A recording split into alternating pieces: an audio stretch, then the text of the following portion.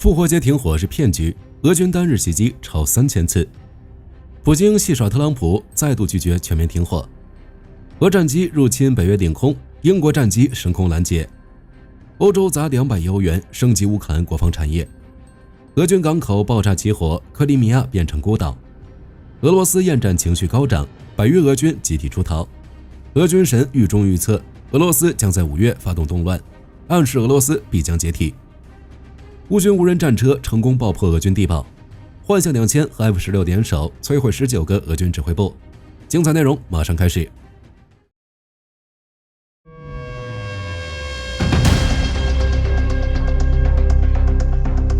4月19日，俄总统普京单方面宣布，从4月19日18时至21日0时停火30小时。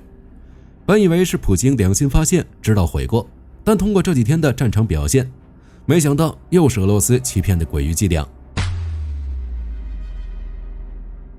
在乌克兰军方公布的视频中，从复活节早上开始，俄军就一直在轰炸乌东前线的乌克兰阵地。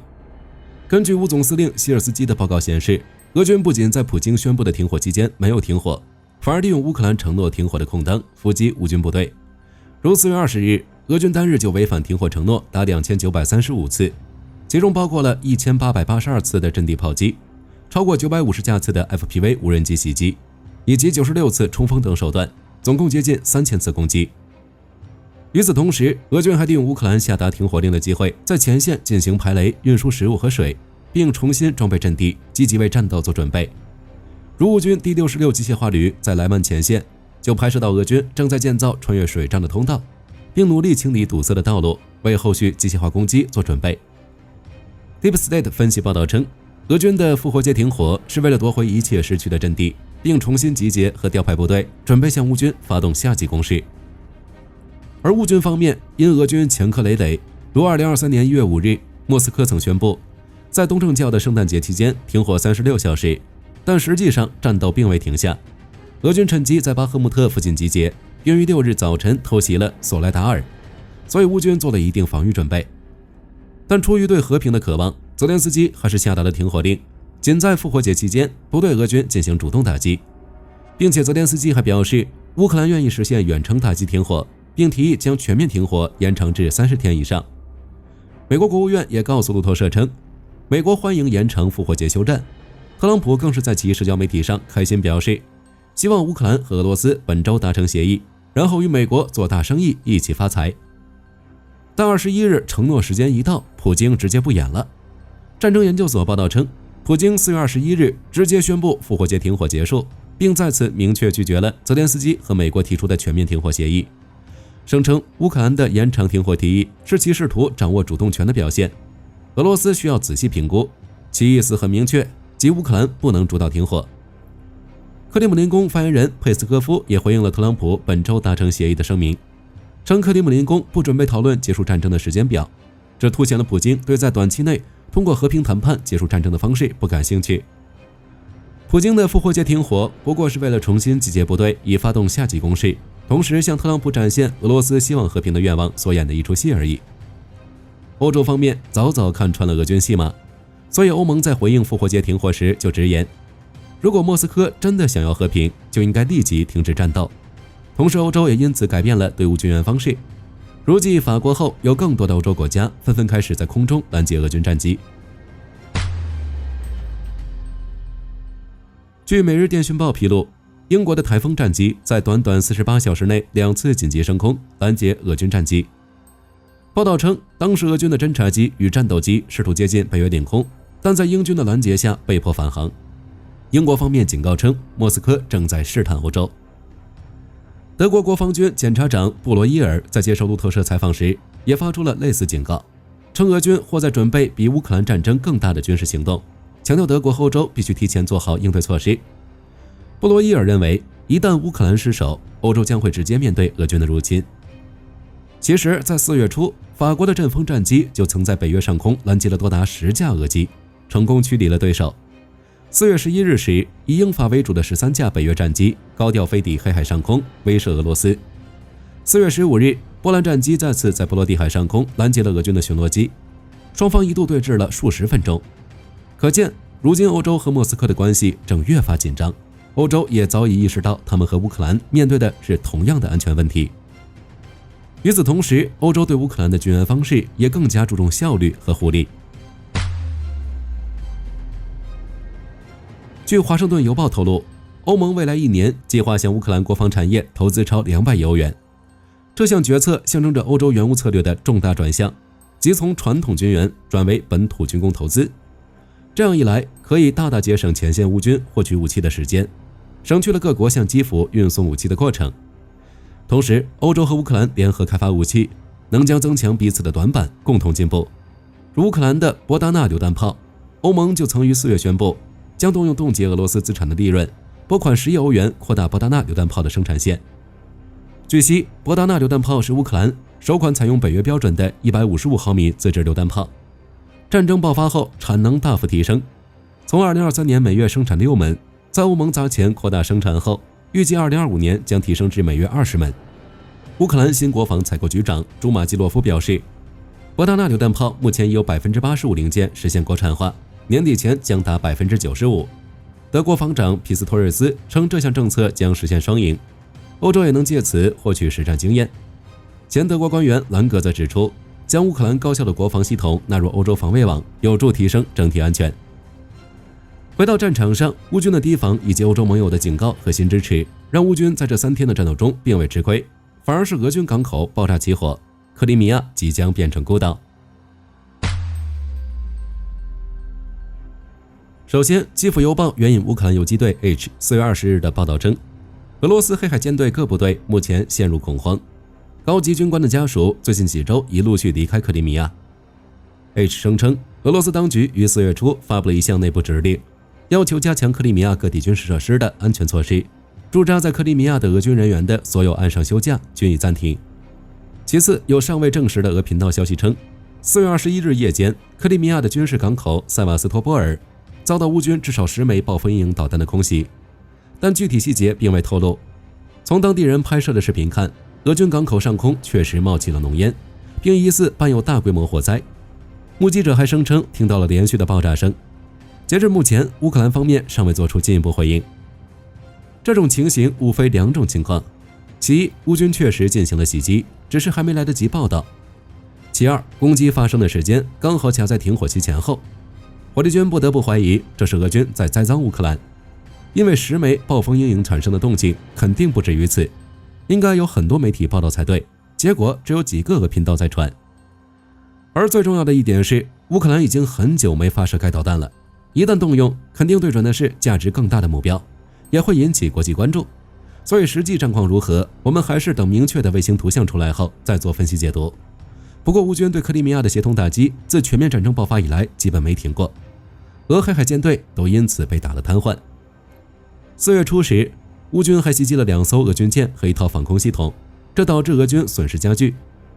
德国后任总理梅尔茨也于4月14日表示，向乌克兰运送金牛座导弹可能使乌军能够打击克里米亚的高价值军事目标，其中包括科什大桥。这进一步引发克里米亚俄军的恐慌，而一旦科什大桥被摧毁，克里米亚就真的变成孤岛了。与此同时，俄军内部厌战情绪高涨，100余名士兵集体出逃。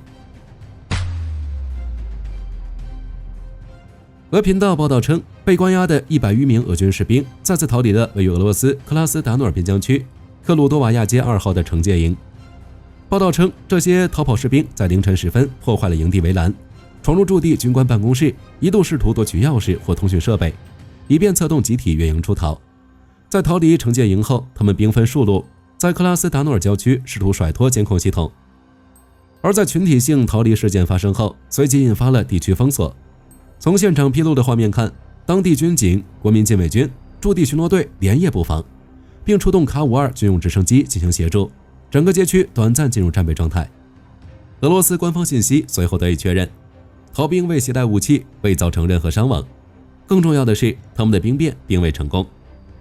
截止目前，俄新社报道称，仅有7人暂时逃脱追捕，其中4人已被重新抓获，3人仍在逃。但也有消息称，这100余名出逃的士兵中，只有小部分被抓捕，大部分人仍在逃亡。目前信息较为混乱，后续发展需进一步披露。相关人士表示，这些士兵本就是不愿意参加队伍作战而擅自脱离部队，或在前线犯下错误被送到惩戒营进行教育的人员，二次逃脱完全在情理之中。但如此多士兵集体出逃，反映出前线俄军士兵的厌战情绪极为严重，也是乌军近来反击频频得手的原因之一。俄罗斯军神斯特列科夫在狱中预测，俄罗斯将在5月发生非常严重的动乱。此前他曾暗示俄罗斯几乎不可避免地会解体，称先决条件已经具备，即1、长期血腥的消耗战；2、国家工业和经济的衰退；3、以及政权的腐败和僵化。斯特列科夫作为俄罗斯曾经体制内的高官，对俄罗斯乃至苏俄系国家的系统性击毙洞若观火。他们不作死还好，一旦逆潮流而动，其必亡。而如今，因为对一个消失了的帝国的执念，克里姆林宫选择了战争，其得到的结果将是帝国的残骸彻底灰飞烟灭。前线陆地战场受复活节停火影响，这几天前线战斗强度有所下降，如俄军21日损伤人数降至670人，坦克、装甲车、火炮的损失数量也降低至14辆。库尔斯克战场，在坚守的乌军在奥列什尼亚等边境附近击退了来犯的车臣阿赫马特特种部队和俄军第15坦克旅的联合进攻。同时，综合乌总参谋部和乌克兰边防部队发言人安德烈·德姆琴科4月21日报告显示，俄军违反停火协议，于4月20日对塞梅尼夫卡进行无人机袭击，21日又集结15人小队，试图越过苏美州、切尔尼戈夫州和哈尔科夫州的国际边界，对巴萨夫卡、诺文克、朱拉夫卡发动攻击。于是乌军进行反击，袭击了特克基诺附近的俄军无人机发射场，造成多达20名无人机操作员受伤和死亡。乌东各大小战场都有俄军违反协议进行炮火和无人机打击的报道。有战线变化的区域则集中在顿涅茨克州。托列茨克方向，俄军趁停火期夺取乌军在2月份反击夺回的阵地。21日，俄军视博主称，俄军正进一步向达赫内中部和东部田野推进。另一名俄军视博主则称，俄军第68坦克团和第20摩步团趁机占领了苏哈巴尔卡。与此同时，俄军在红军村发起了规模更大的进攻，但没有取得突破。如4月20日，俄军先是炮击了当地的乌斯佩尼夫卡一带，接着就发起了新一轮摩托车冲锋，但在乌军阻击下，他们没能攻破阵地。21日，俄军又袭击了米罗留比夫卡、里西夫卡、科特林和乌达赫内等地，但目前尚不清楚其中一些袭击是否发生在4月20日复活节停火期间。这段时间，俄军对红军村的攻势都没有取得多少战果，相反，乌军的反攻更有成效。如据实时的动态地图显示，在科特林、乌达赫内一带，俄军在遭受巨大损失后已开始后撤，而且乌军的反攻越来越有技术。据诺尔报告披露，乌克兰特种部队利用全无人机战车发起了一次突袭，直接炸毁了俄军的地堡。从现场视频看，乌军无人战车沿着提前侦测好的路线径直绕到了地堡前，紧接着就发动冲击，成功引爆了俄军地堡内的掩体设施或弹药。随后，俄军阵地传出了数起爆炸声，这是乌军用无人战车发起的最新攻击。2024年12月，乌军曾在哈尔科夫首次使用了全无人的设备，重击了俄军的阵地。如今，俄军已经可以做到小范围不亲临前线，完成摧毁俄高价值目标的操作，这可能也是未来战争的一大趋势。乌南战场在俄方单方面违反停火承诺后，乌克兰也对俄军阵地发动了空袭。据诺尔报告报道，乌军第40旅第3无人机营在反击过程中，使用可携带 FAB-250 航空炸弹的 E-300无人机，先后摧毁了俄军3个关键的指挥中心。目前详细的信息正在确认中，但从前线披露的视频看，赫尔松各处的俄军设施已燃起大火。乌军在赫尔松的反击也验证了火力军此前的分析，即乌克兰空军大幅增加了对前线的打击行动。据图片报援引乌总参谋部的报告称，在过去的2个星期，乌克兰空军使用幻象2000和 F-16联合摧毁了至少19个俄军指挥部。尽管不久前有一架 F-16在战斗中坠毁，但它给乌克兰制空权带来的改变是毋庸置疑的。如今乌军几乎每天都在空袭俄军的阵地，这在2024年以前是难以想象的。而幻象战机从抵达基辅再到上场作战，时间上已经比 F-16快了许多，这从侧面反映了乌克兰飞行员驾驶效率的提高。毕竟实战才是最好的训练。除此之外，这段时间乌军还经常用升级后的米格29战斗机发起袭击。如早些时候，一架米格29就向赫尔松一座俄军仓库发射了 ASM 制导炸弹，点燃了里面的武器弹药，引发大规模的爆炸。类似的空袭如今每天都有发生。据政客新闻报道，波兰总统杜达表示，波兰应寻求法国核威慑的保护，同时继续争取获得美国核武器，称这两种方案既不矛盾，也不互相排斥。近段时间以来，法国总统马克龙已经高调宣布可以将法军的核保护伞扩大到欧洲盟友，德国则于更早时候就表示愿意共享德国的核武库。新总理梅尔茨也和马克龙多次会晤，讨论可能的部署点。据公开资料显示，法国大约拥有300个核弹头，是北约3大核国家之一，另外2个自然是英美。而自英国脱欧后，法国已经成为欧盟唯一的核国家，但其核力量足以保护波兰和整个欧洲。4月20日，爱沙尼亚外长马尔古斯·查赫克纳表示，匈牙利阻止延长对俄罗斯的制裁，将迫使7国集团和欧盟国家偿还乌克兰数十亿欧元的贷款，这些贷款由俄罗斯资产冻结资产做担保。萨克纳指出，欧尔班如果在7月31日阻止延长对俄罗斯的制裁，那么比利时的金融中介机构 L Clear 会将资产还给俄罗斯，我们不能让这种事情发生。目前欧盟正在制定备用计划，以避开匈牙利的否决权，其中包括剥夺匈牙利的投票权，或是以冻结对匈牙利近200亿欧元的援助进行利益交换。查克纳认为，欧盟需要某种法律框架或某种程序，应该彻底没收俄罗斯资产，而不是仅仅冻结。查克纳强调，这将是最清晰、最易理解的解决方案。匈牙利如今已经成为欧盟最头疼的角色。据电讯报22日报道，英国航母打击群2025 22号将从普茨茅斯出发，执行代号高纬行动的8个月部署任务。尽管官方未证实航线，但英国皇家海军明确表示，未排除穿越台湾海峡这条敏感水道的可能性。报道称，这支舰队由威尔斯亲王号航母领军，将携带24架 IF-35B 战机、多架无人机、反潜直升机、巡防舰以及1艘机敏级潜艇，并与挪威、加拿大、法国等国组成国际舰队，总兵力约2100人。指挥官布莱克摩尔准将强调，他已为各种情境做好准备。布莱克摩尔指出，此行旨在向盟友展现承诺，并向潜在对手传达英国拥有可靠核阻力量的讯息，展现其在北约框架下扮演欧洲领导角色的意愿与能力。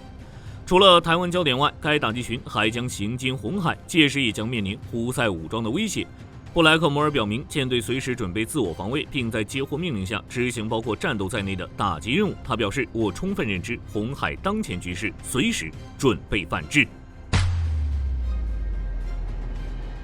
西班牙空军宣布，先前向空中巴士采购的3架 A330多用途运输加油机，其首架新机已正式自空巴公司厂区进驻该国的托雷洪空军基地，并配备给空军第45联队服役。这是西班牙空军退役 KC-707 空中加油机9年后再度获得空中载补给能力。今后，西班牙空军远程作战的续航力将得到极大提升。西班牙接受的 A330 是民航版 A330-200 商业客机的军用改装型号，该机采双涡扇发动机设计，可担任空运、空中加油、医疗后送，并保有行政专机的改装空间。除了法国、西班牙等欧陆国家，阿联酋、韩国和新加坡也在使用国之列，是同系列机种中最先进的构型。航空周刊报道称，西班牙空军的版本选用软式加油管，能为现役的大黄蜂、台风战机供油，但也保留机尾安装硬式加油管的空间，可为日后的 F-35A 提供加油服务。据莫斯科时报报道，俄罗斯安全委员会副主席德米特里·梅德韦杰夫的74米长超级游艇宇宙号近日悄然更名皇家赌场号，并驶离俄罗斯水域，且已通过直布罗陀和马德拉群岛，最终目的地可能是美国佛罗里达州北棕榈滩附近的港口。目前该游艇的应答器处于激活状态，其航线可在线追踪。这艘价值约1亿美元的超级游艇的航行轨迹也再次引发外界对俄罗斯寡头资金流向的关注。毕竟梅德韦杰夫是以其奢侈的生活方式而闻名，拥有一支豪华游艇舰队。好了，本期节目到这里就结束了。大家对普京的复活节停火是什么看法？克里米亚会成为孤岛吗？欢迎在评论区留言讨论。我是火力军，下期再见。